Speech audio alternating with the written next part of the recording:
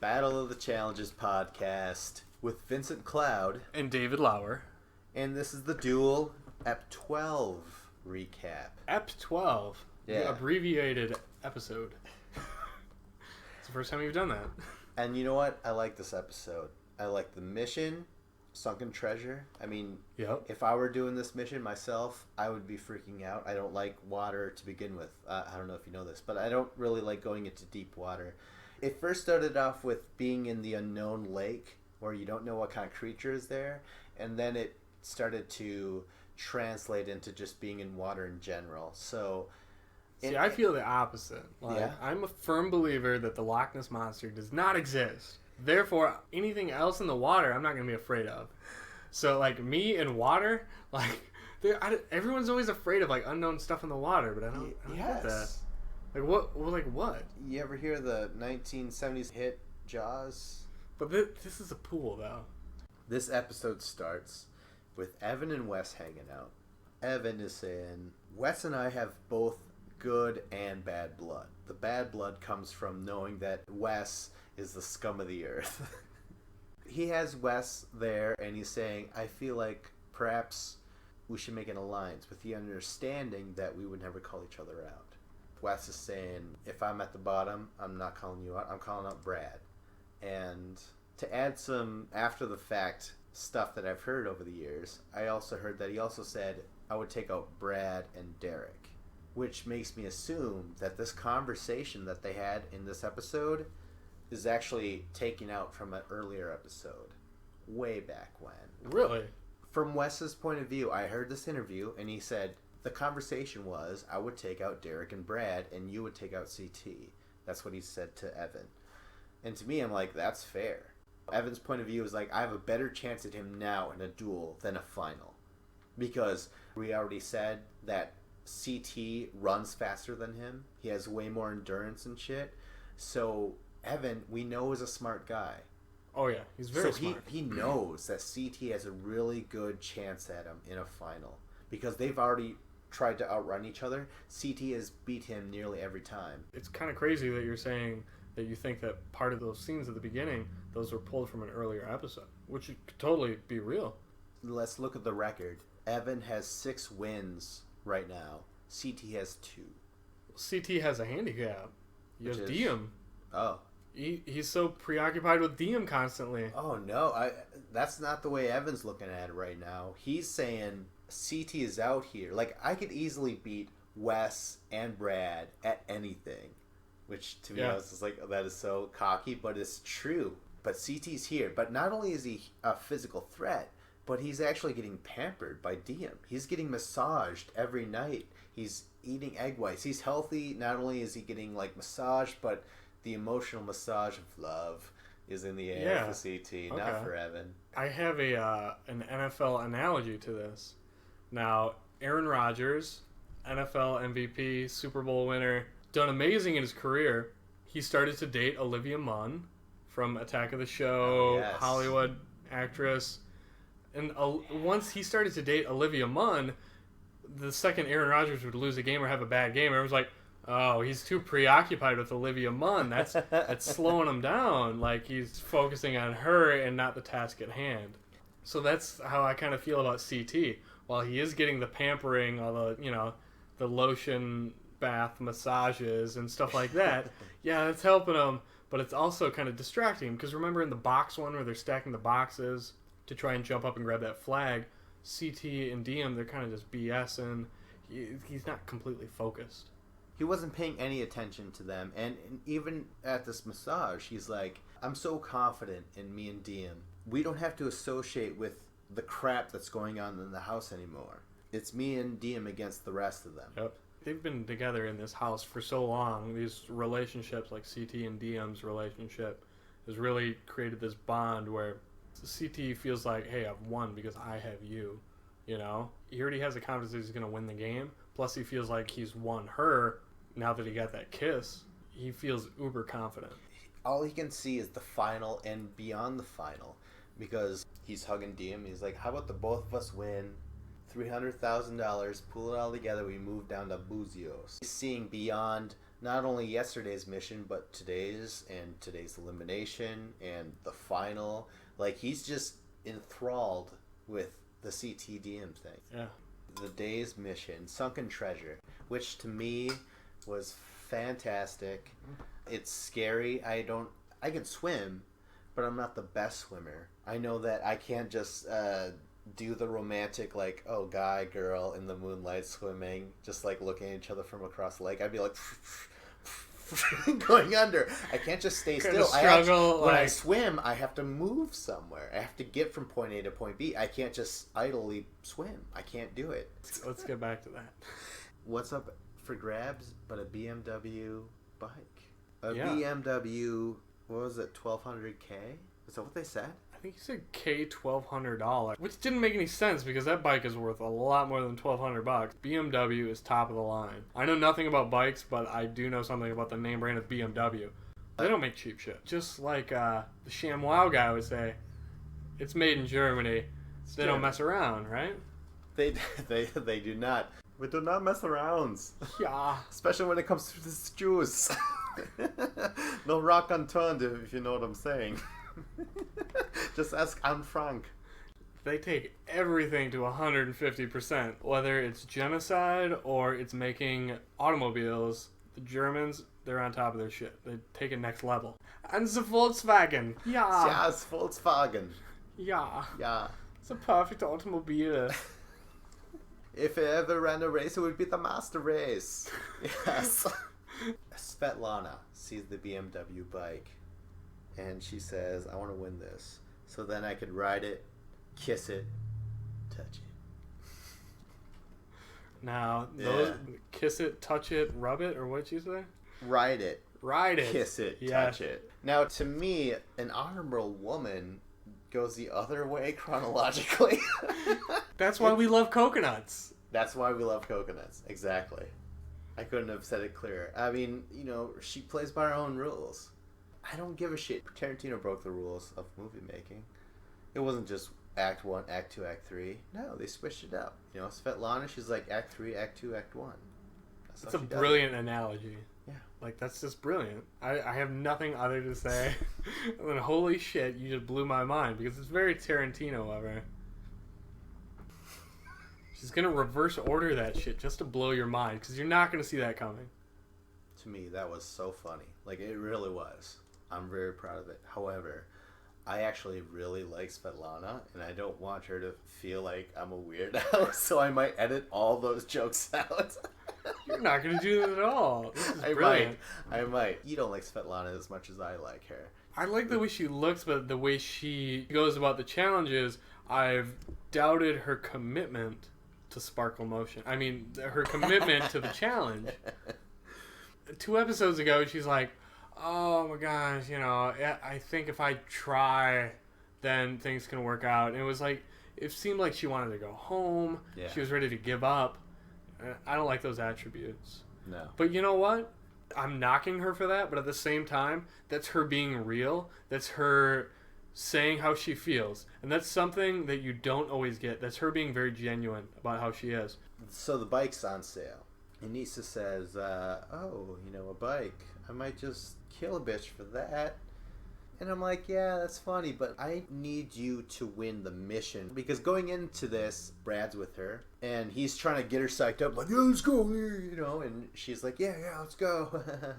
But, like, come on. Was she going to help out or not? I don't know. Like, with the backstage confessionals, I found her very likable for once. In this episode? Yeah. Like, normally, I don't really care for her at all. Anissa's is like, blah, she's boring. But she seemed genuinely excited about it, which I thought was a normal reaction because it's a kick-ass prize. And she seemed really into it. So I kind of liked it. Going ahead a little bit more, Anissa actually does a very good job. So maybe it was dangling an awesome prize in front of these women and these men to get a good performance out. Because how often in the season, and you watch Battle of the Axis too, where like the prize was that fucking cool, where you're like, oh, that's awesome. Like, I would love that bike. Yeah. Especially when the prize is golf clubs or hockey tickets or a watch or whatever it is, you're like, okay.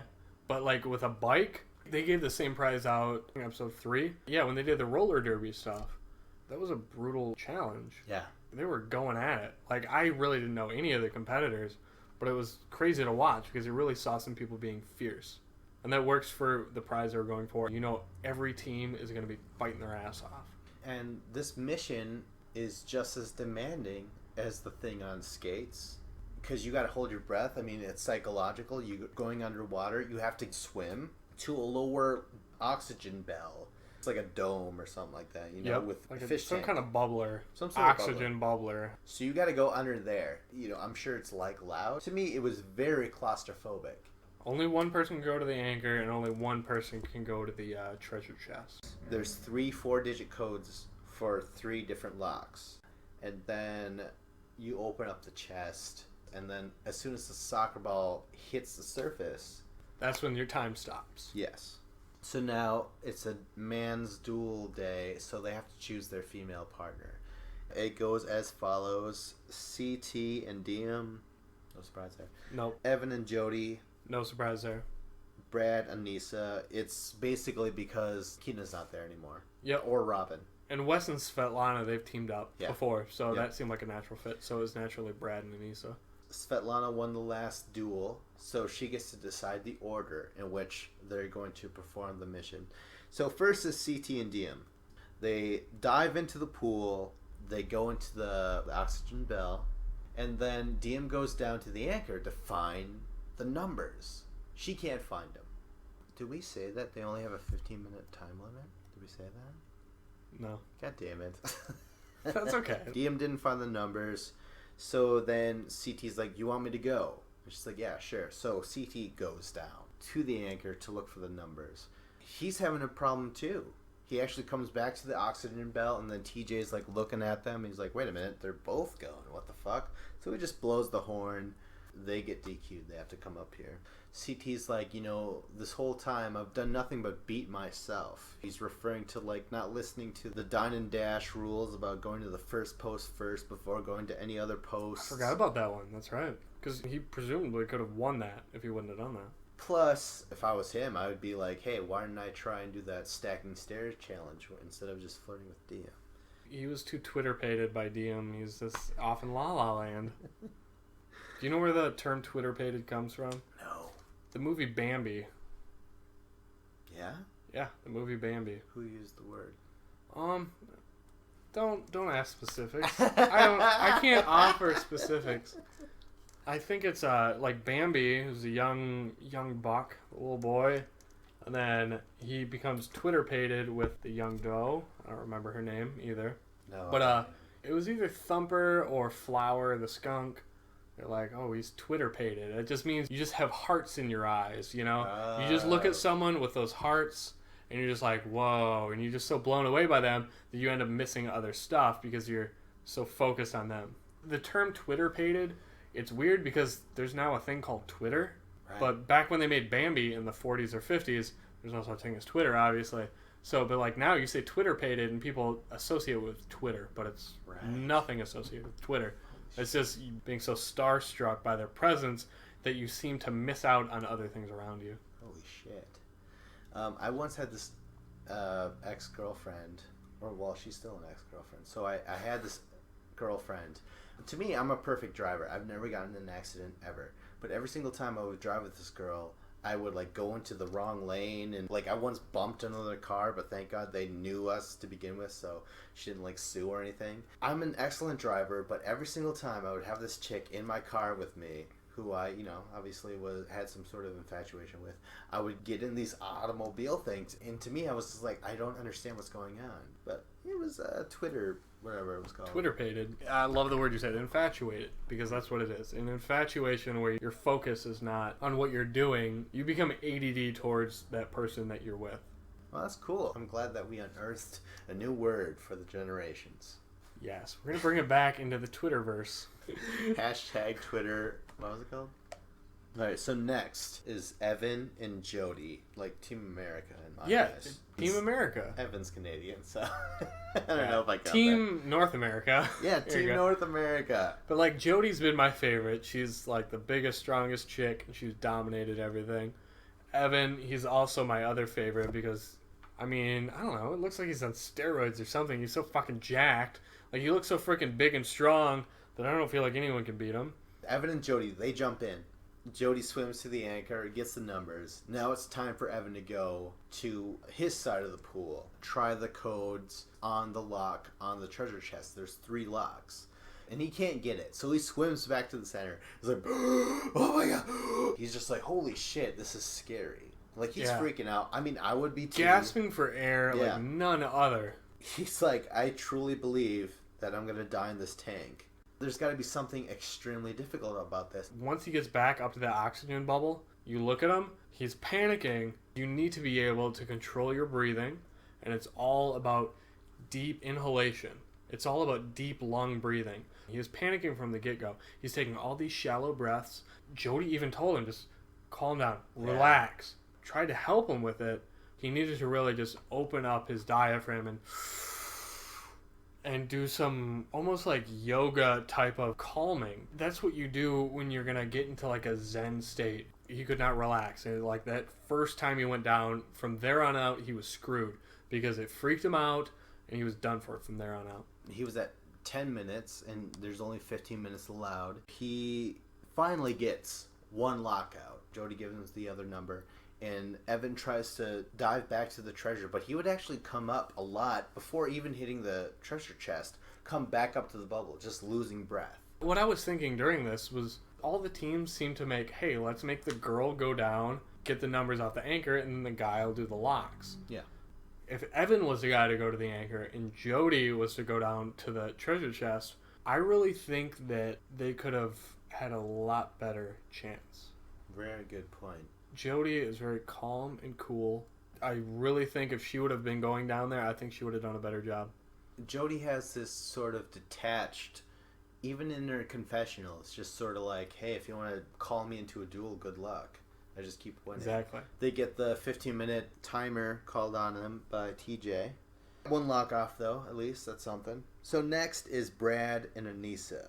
If I could paint a worse picture of this, Anissa certainly did it for me. She's like, you know, we get into the oxygen bell and our ears are popping and we have boogers coming out of us and shit. I was like, oh, gross. And sure, Anissa's great at being a narrative for this mission, but I'm just like, come on, let Brad tell me that.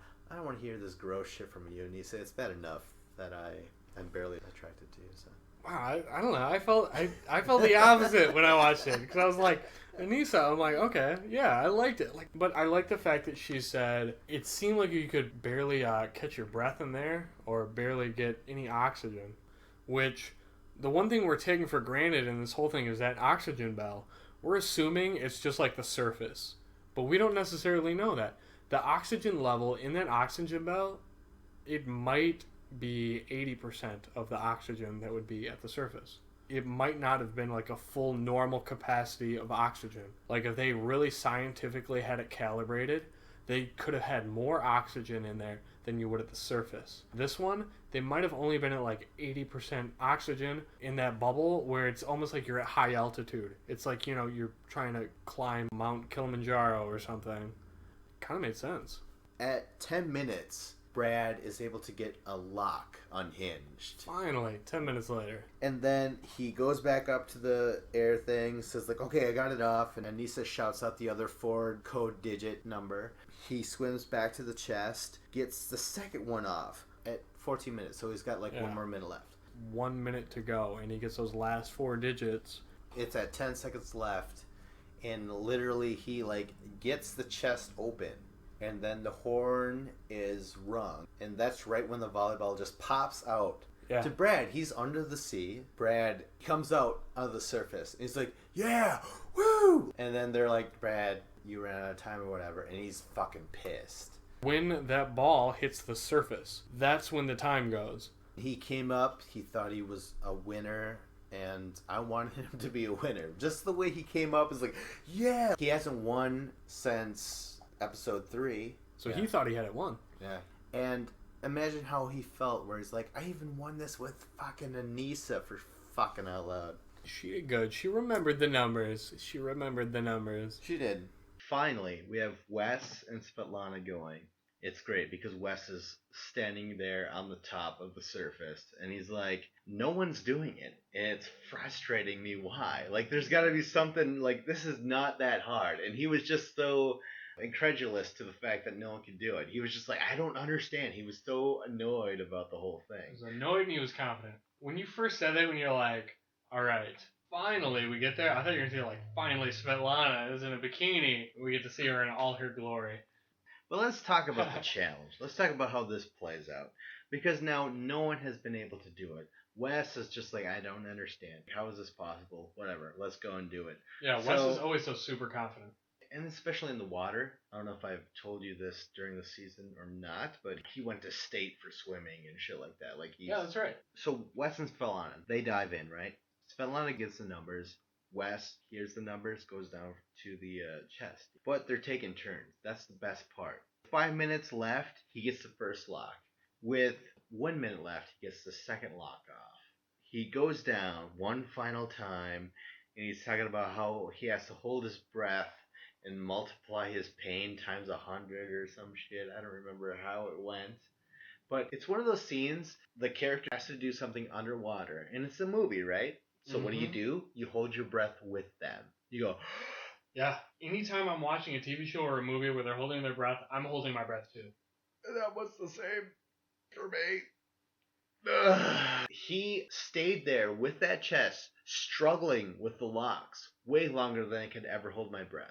Finally gets the chest open, the volleyball pops open just like Brad, but enough time, hits the surface, they win.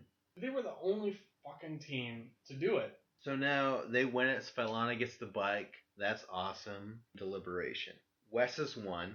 This is his first win, and he even says so. It's like, it's my first win. And this is exactly what he wanted. Yeah. He's not going to get eliminated. We are just so accustomed to Evan winning and the trickle effect. Now, Wes wins, picks Svetlana to save, which is fine, you know. Svetlana picks Brad. Brad picks Anissa. So now Diem and Jody, they walk off. They have no choice in the whole CT and Evan thing, which makes sense. Brad doesn't want to pick Diem because who is she going to save? CT, obviously. And Brad doesn't want to save Jody because she is partners with Evan through and through all the time.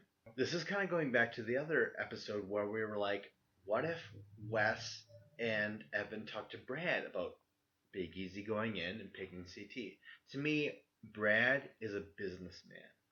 We love the fact that he's like the father of the challenge. He'll be like, oh, hey, Kina, you tried your best. Or he'll scowl Robin. Being a racist bitch, yeah. Brad is the voice of reason. But I feel like he can be bought. He can be persuaded into making certain decisions. Because in the end, I feel like Brad, he looks like the all-American boy, corn-fed, whatever, and he's not too cocky or blah, blah, blah. But I feel like there are deals that he's doing that he never acknowledges, nor does anyone else. Brad picks Anissa, so now she has to choose between Evan and CT. Who knows who she's going to pick? However, back in episode 1, CT saved Anissa. So CT's vote, way back in the beginning of the season. Is that the vote she was referring to? Yeah. Because she was saying, she's like, oh, Evan is my roommate, my friend. CT actually did save her. Evan has never saved her. She's always been at the bottom. Her and Svetlana were trading off. Now, Evan's at the bottom. And he's like, I have a better shot in a duel at CT than I ever did in a final. I am confident that I will easily take out Brad. I will easily take out Wes. The only person standing in my way right now is CT. If I was the devil and the angel, I would say on both. I'd be like, you're correct. Diem is like, my mouth literally drops open. And it did. Her reaction was priceless. It was a little funny to watch because it was like, well, I mean, it wasn't too all shocking to us, the viewer. This was horrible of Diem. She's like, Evan knows how much CT means to me right now. I'm pissed. It's just like, listen, lady, I know that you feel like you're the queen of the challenge and CT is the king of the challenge, but like, this is also a game.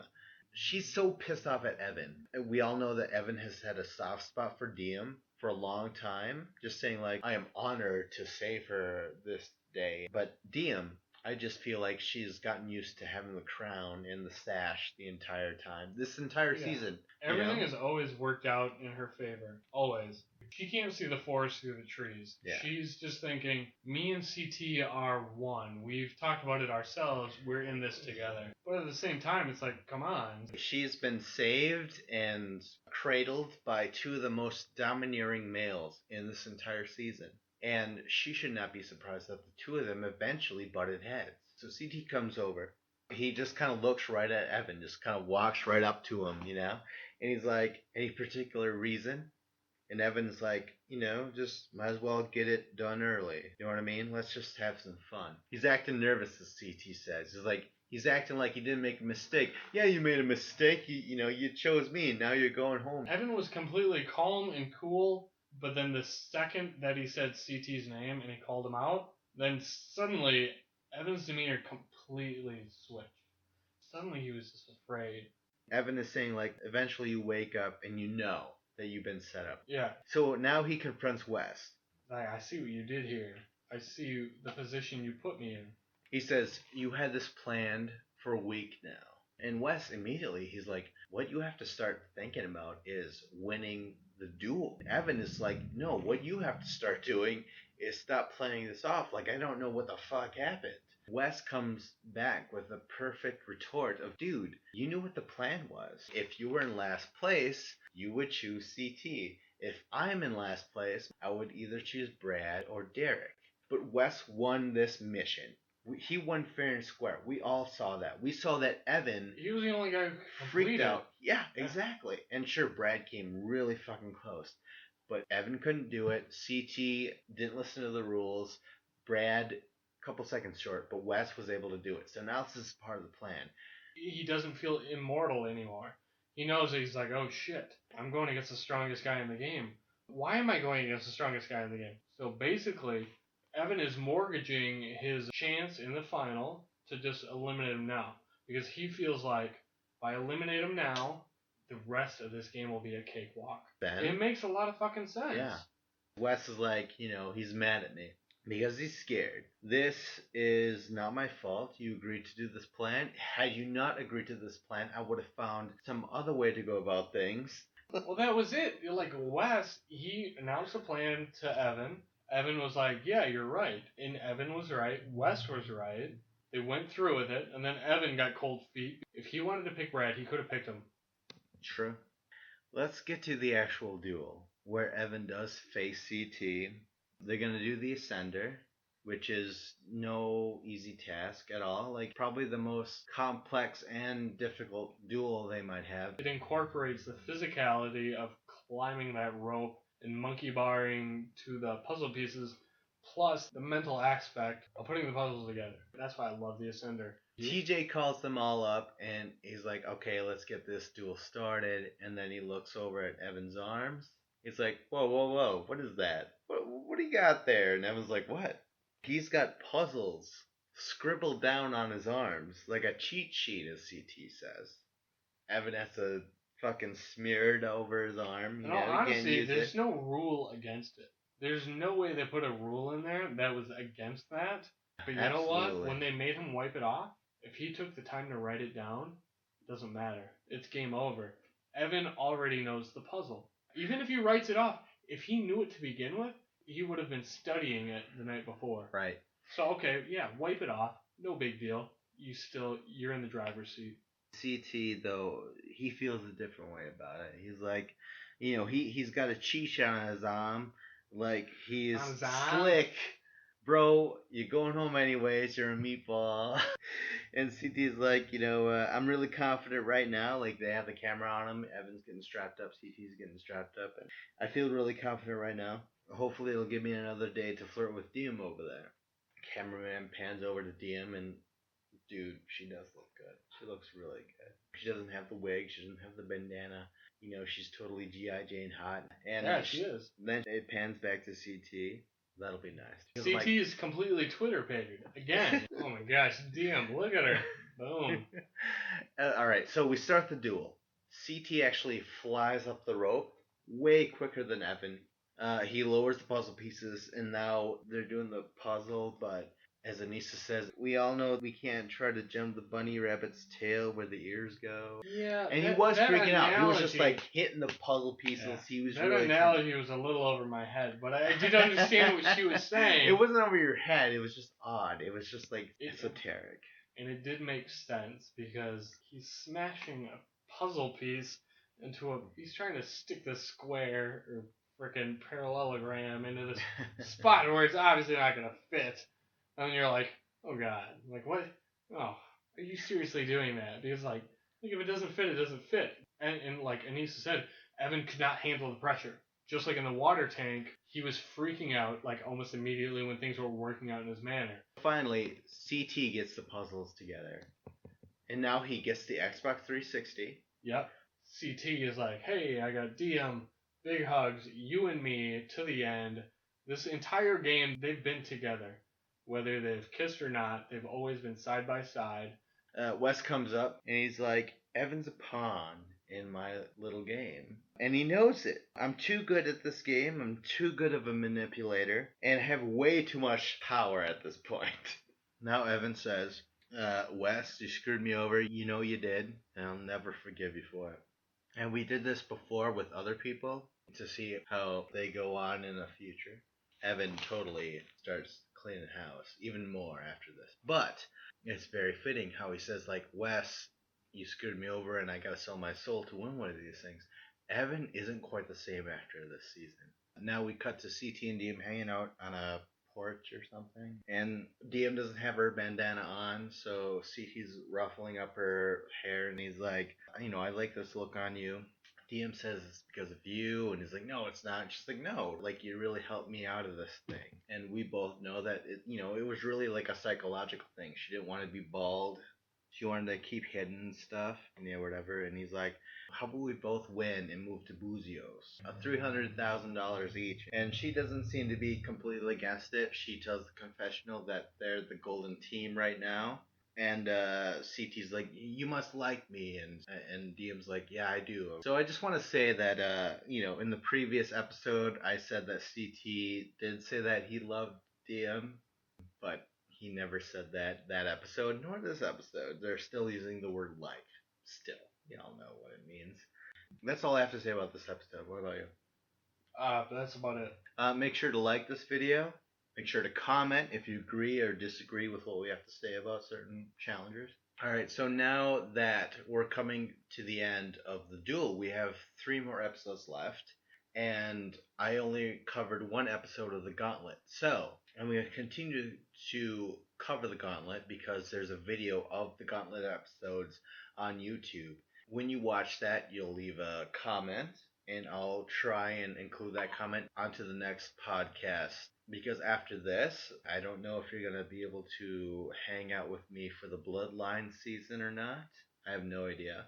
Basically, I'm trying to say, hey, if you didn't watch the Gauntlet episode, start watching them now. Because as soon as the duel ends, you're going to have to start watching the Gauntlet episodes until Bloodline starts. And who knows who's going to be involved in that. Worst comes to worst, Dave and Matt aren't going to be available for Bloodline. So I'm going to have to do a solo for the next challenge. You know what though? I apologize if this makes it or not. We got way too drunk for this episode 12 podcast. I'm sorry. Because this episode was actually really good. This episode was really good, actually. It was really good, and then you're ruining it. I feel like we might have this epilogue is ruining it. No, it was great until you said that. We need to just end it at this is Vincent Cobb, this is David Lama. Boom. Yeah? You don't need a tagline. Alright, sorry about all this. But yeah, I liked the episode though. I really did. And I feel like we got too drunk to cover it. And that's a shame. It's really a shame. No, it's not a shame. No, we did great at covering it. The ending is what needs to be covered. We already ended it, and now we're trailing out because you're insecure because there's no tagline in the end. We don't need a tagline.